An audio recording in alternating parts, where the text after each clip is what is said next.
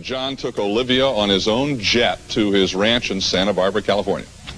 Welcome aboard. Thank you.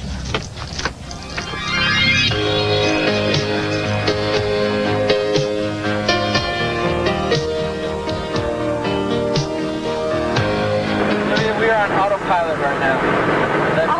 You're not in control. That means it can do it on its own. Look, on no hands. So we can talk a little bit if you want. Okay. I want to know how long it took you to become a pilot.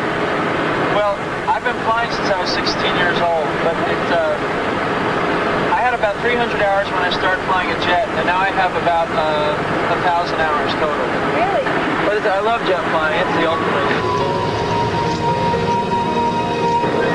Now, if you look below, over there, is my house, Santa Barbara. Oh, thank you. Yeah, it's beautiful here. Reagan's my neighbor, did you know that? I keep him awake at night. Yeah, he said on an interview one night that my radio was too loud, or my stereo was too loud. What is it about Santa Barbara that made you want to live so far from Los Angeles, which is where you were? Besides getting out of the obvious reasons like too much pressure, getting out of the hectic lifestyle, whatever, I wanted a reason to fly somewhere. So originally I was looking for a place where I could have property to land on, but I saw this house and I bought it on the spot. Let's stay there. I want to be the gentleman for you. Oh, Good morning, nice, America. very nice. Show the United States that I am a true gentleman to Olivia Newton-John. Oh, thank you so much, sir. You're welcome. Oh, it's lovely here. So how old is this place? Well, the original building, that part right there, the first part, was built in 1800. Really? And then each like 20 years, they built on a new section. So the first part's 1800, and then the last part is like, 1972. It's really old Actually, California. It's one of the first ranches in California. Yeah. The first time I met you, you arrived for a reading of Grease. Do you remember that? Yes. 1977? I remember it well. Was it 1977? Awestruck. Because you were already an established star, and I was working my way up, somewhat established, but I was walking into what I thought of as, very big Hollywood star, or world star, whatever. So. See, I have a ranch, right? And you walked into the ranch, and you're all kind of, I remember these big blue eyes and very wide-eyed. And you walked into my house and you saw my records, my gold records on the walls. I was fairly impressed. And you went, oh, God, look at those records. And you went outside and you said, oh, you've got a swimming pool and you've got all this land. And it blows my mind because today you picked me up in your jet and flew me to your ranch. And it's only like 6 years have gone by. So I knew you'd do it, but it seems to have been so fast. And so it was fast. I mean, faster than the norm for whatever reason.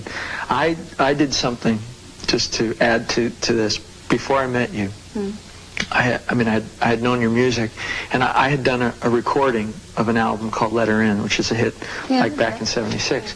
And I actually imitated your pose that you had done on one of your earlier albums where you're in a blue shirt. The record company said, well, what do you want? What's the image for your album? And I didn't say, oh, I want to mimic that pose that Olivia Newton-John did, but I thought to myself, well, who's a successful music person? What really is the best album cover I'd ever seen?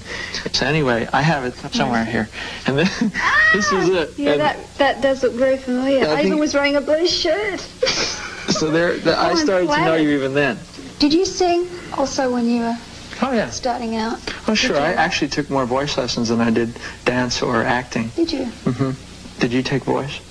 I took one lesson because my mother wanted me. She thought that if I was going to be a professional and really go into my career as a professional singer, I should learn how to sing. So she sent me to this man, and I remember I was in my school uniform, and I really didn't want to go, but I thought to please her I would go. And he watched me sing, and he said, well, you sing quite naturally, you keep your tongue flat in your mouth, and he said, but, he put me through some scales and things, and it felt very unnatural to me, the way he was trying to make me project my voice. So I went home to my mother and said, I don't think I want to go anymore. He wants to change the way I am. Which of your movies has been the most satisfying? Well, the one I like to watch the most is Staying Alive. I find that totally entertaining. The one I had the most fun on, was Urban Cowboy, because the people there were sort of like so down to earth and so much fun in Texas that it was like a party every day. I didn't want to see it end. But the most special experience was Grease. Meeting you and that summer was fantastic. My children played the album and imitate you and Olivia or something, and I always find that like exciting because I remember doing that the same way to the Beatles or Cagney or West Side Story or something. Right. Everyone needs an inspiration. So the idea that they would like try to mimic us, I think is exciting. Fantastic. It really is fantastic. Yeah, because then from that point you realize you imitate, but then you realize it's okay to create beyond that, and then you start creating original ideas.